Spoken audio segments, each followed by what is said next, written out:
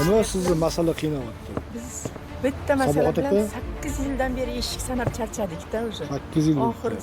8 yil bo'ldi.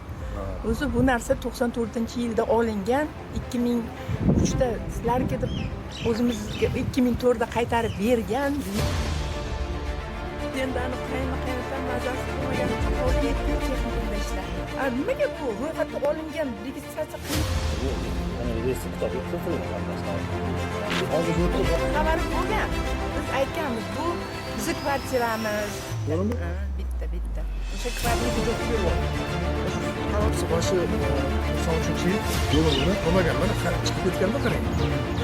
O'rdak mana o'z-o'zidan 10 yil o'tib, endi bular bitta aybi bo'lgan, qochib.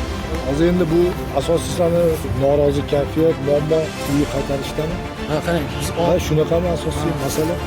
biz qilgandan keyin respublika kadastrdan komissiya keldida, bir o'zlari bir qarorni berib, bitta ichari yozmayapti. Mana shu odamga qaytarib qo'yinglar demayapti.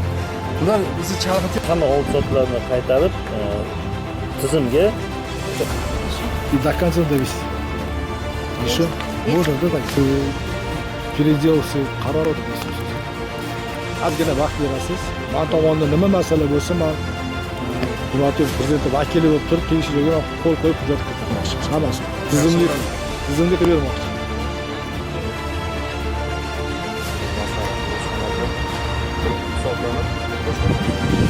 yozildi. Mahallaga to'g'ri kelmadi. Uni o'sha vaqt yozdim. O'shanga yordam berish nima bo'lsa? Yo'q demasiz. Nimalarga boradi farzandlaringiz? Ingliz tili bilan ikkita bolasi qo'shqolaga boradi. Qancha bir oyda xarajat? Boshqa masalangiz yo'qmi? Yaxshi, hammasi. Hurmatli prezidentimiz rozi bo'ling, davlatdan rozi bo'ling. Shukronalik qilib, Xudo xolisa. Hokim bo'lmay, men sizga aytganman, Ohangaronda kriminal ko'p, nohaqlik ko'p deb.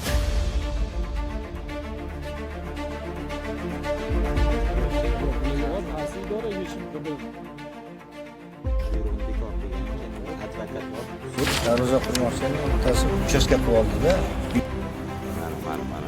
Mana ko'cha, bu ham, bu ham.